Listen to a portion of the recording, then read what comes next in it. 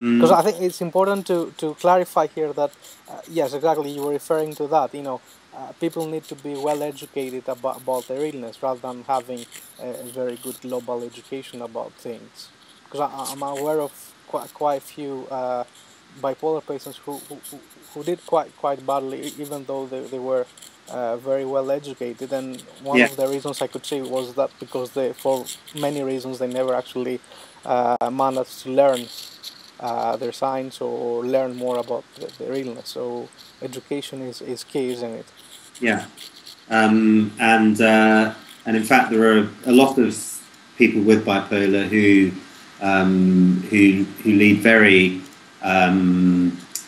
sort of high-powered lives. So people who work as very successful businessmen.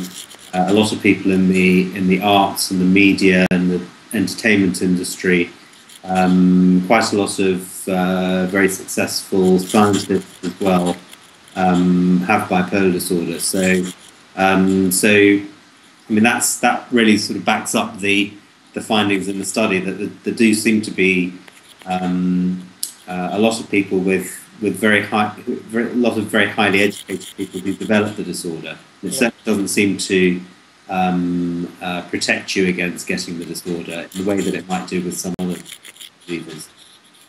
And just to do some promotion of our organization, I mean, we are trying to actually advance this a lot in Greece. We are trying to develop psychoeducation courses for people with bipolar disorder and at least give them some basic skills about the signs of their illness, good ways of coping with the illness, just some basic psychoeducation that they could use to manage this difficult illness. I mean, something we emphasize, and I think it's important and help me to clarify this if it's not true, is that we believe in the patients being expert for themselves, not for others, because yes, they're not going to have our training or experience with many cases, but it's important that they become their own experts of dealing with and managing their illness. Yes, of course. I think that's very important, and as you say, it's not a one-size-fits-all approach is not going to work, because everybody has a different illness and different people have different precipitants for their illness and different patterns to their illness, and so it's very important for individual people with the illness to learn to recognise the things that trigger episodes and also the warning signs when they are going into an episode, so that they can prevent that from happening. Yeah. And I think just to finish on that thought, I think we need to have equal relationships between patients and doctors, which is not, I'm afraid, the case in Greece at the moment.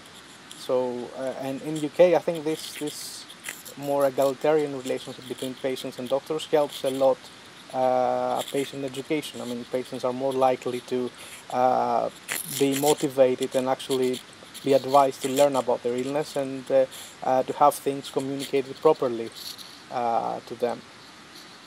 Whereas the old model of the almighty, powerful doctor who knows it all and doesn't bother to educate or at least motivate their patients to learn about their illness doesn't actually work for bipolar disorder. Yes, I can't comment on how psychiatrists work in Greece. I'm sure there are many very good psychiatrists, yes.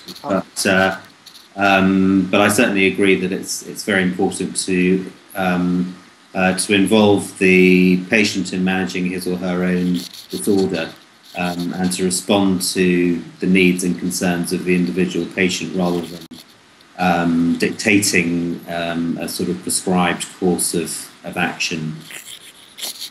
Okay.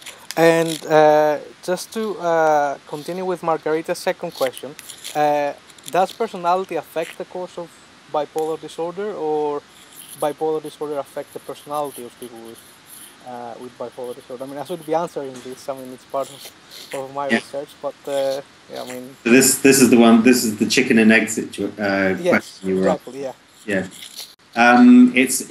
That's a good question. I think it's a difficult question to answer, really, because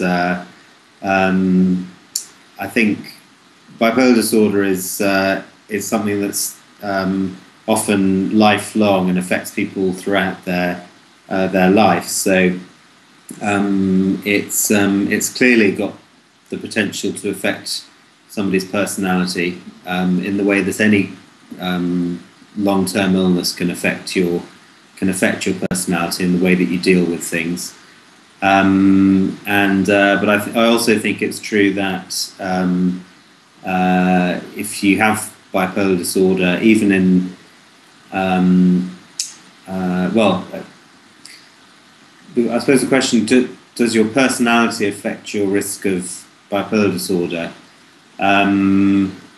Probably to a lesser degree, but as we were saying before, there may well be certain, for example, cognitive styles. I mean, to help you with this, I mean, we know, and there is some evidence that people who tend to focus more on relationships and to invest more themselves in relationships and social sort of kind of things, they are more likely to have stressors and have more relapses or react worse to life events than those who are a bit more achievement and work-oriented focused. Yeah. But again, it's not, the evidence are not conclusive, and there are always many other things associated with things like that. Yeah, it's interesting. I hadn't heard about that. Yeah, and